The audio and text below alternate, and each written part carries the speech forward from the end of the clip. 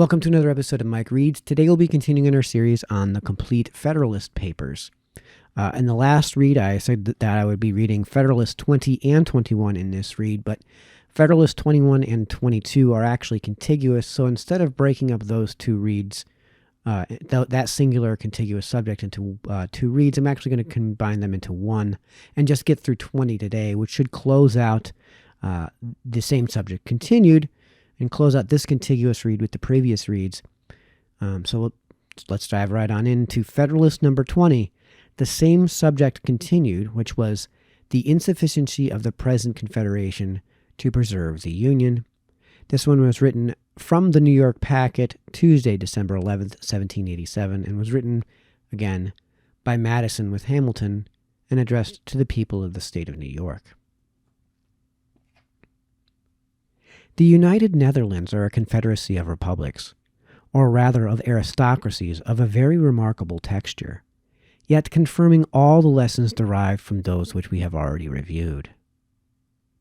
The Union is composed of 7 co-equal and sovereign states, and each state or province is a composition of equal and independent cities. In all important cases, not only the provinces but the cities must be unanimous. The sovereignty of the Union is represented by the States General, consisting usually of about 50 deputies appointed by the provinces. They hold their seats some for life, some for 6, 3, and 1 years. From 2 provinces they continue in appointment during pleasure. The States General have authority to enter into treaties and alliances, to make war and peace, to raise armies and equip fleets, to ascertain quotas and demand contributions. In all these cases, however, unanimity and the sanction of their constituents are requisite. They have authority to appoint and receive ambassadors, to execute treaties and alliances already formed, to provide for the collection of duties on imports and exports, to regulate the mint, with a saving to the provincial rights, to govern as sovereign as the dependent territories. The provinces are restrained, unless with the general consent, from entering into foreign treaties, from establishing imposts injurious to others, or charging their neighbors with higher duties than their own subjects. A council of state, a chamber of accounts, with 5 colleges of admiralty, aid and fortify the federal administration. The executive magistrate of the Union is the Stadtholder, who is now a hereditary prince.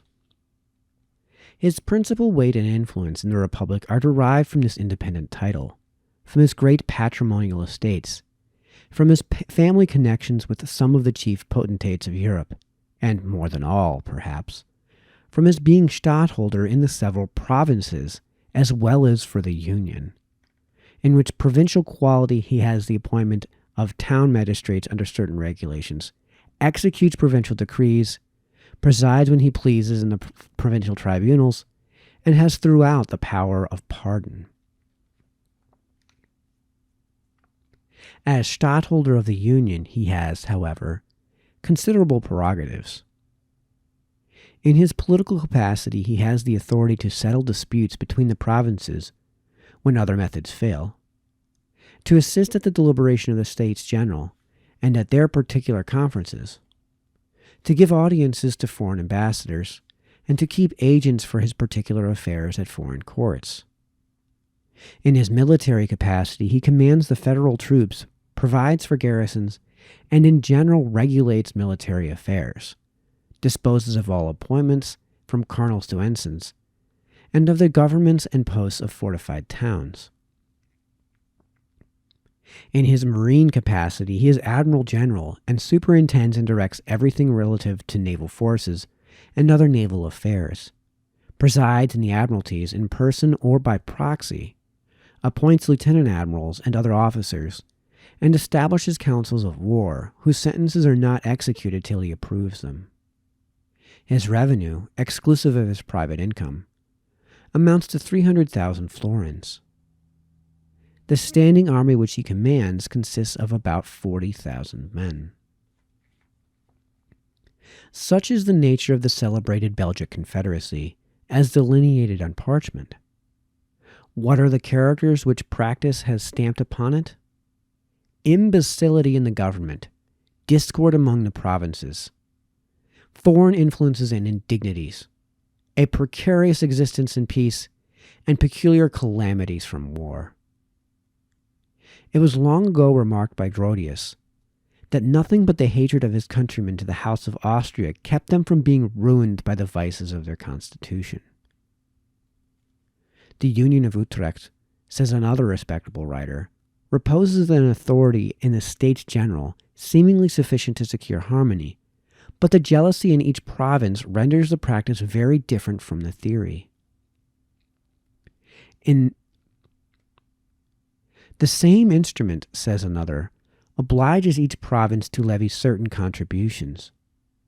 But this article never could, and probably never will, be executed, because the inland provinces who have little commerce cannot pay an equal quota.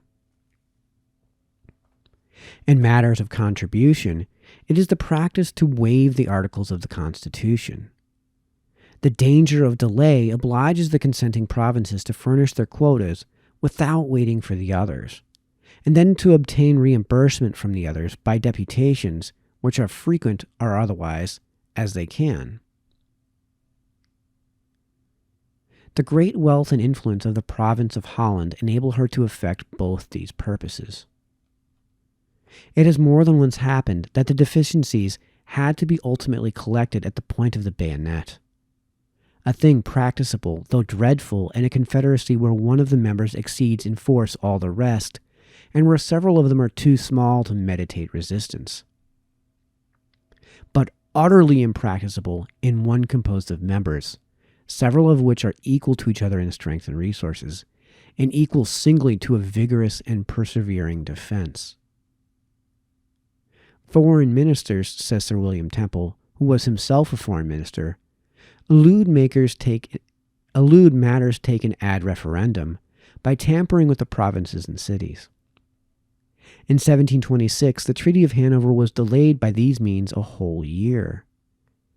Instances of a like nature are numerous and notorious. In critical emergencies, the States General are often compelled to overleap their constitutional bounds. In 1688, they concluded a treaty of themselves at the risk of their heads.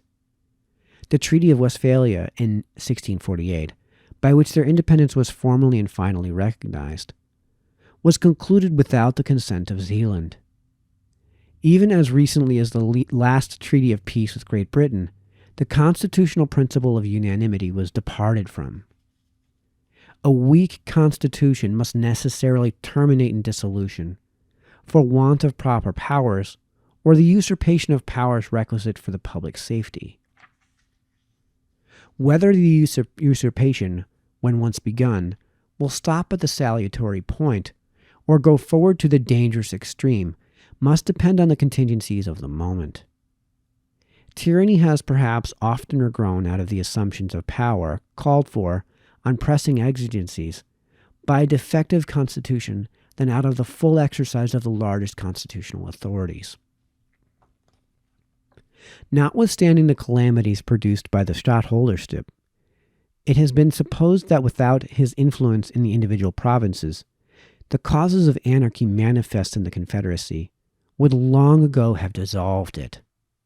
Quote, "Under such a government," end quote, says the Abbé Mabley, end quote, "the Union could never have subsisted if the provinces had not a spring within themselves capable of quickening their tardiness and compelling them to the same way of thinking. The spring is the Stadtholder," end quote. It is remarked by Sir William Temple, quote, "that in the intermissions of the Stadtholdership, Holland, by her riches and her authority, which drew the others into a sort of dependence, supplied the place," end quote.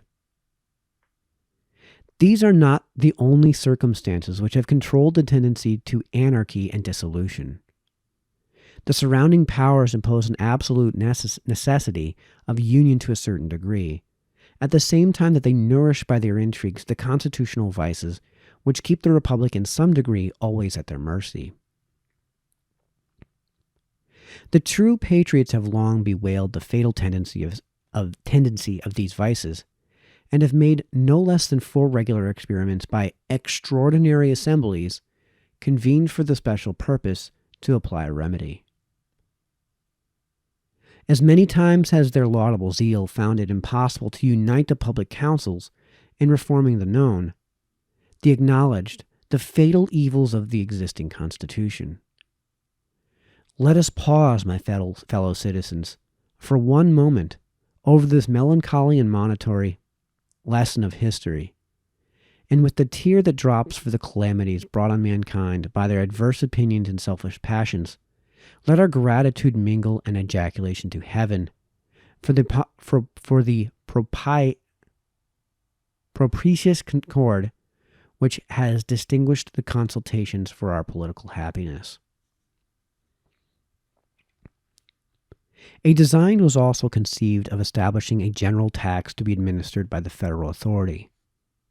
This always had its adversaries and failed.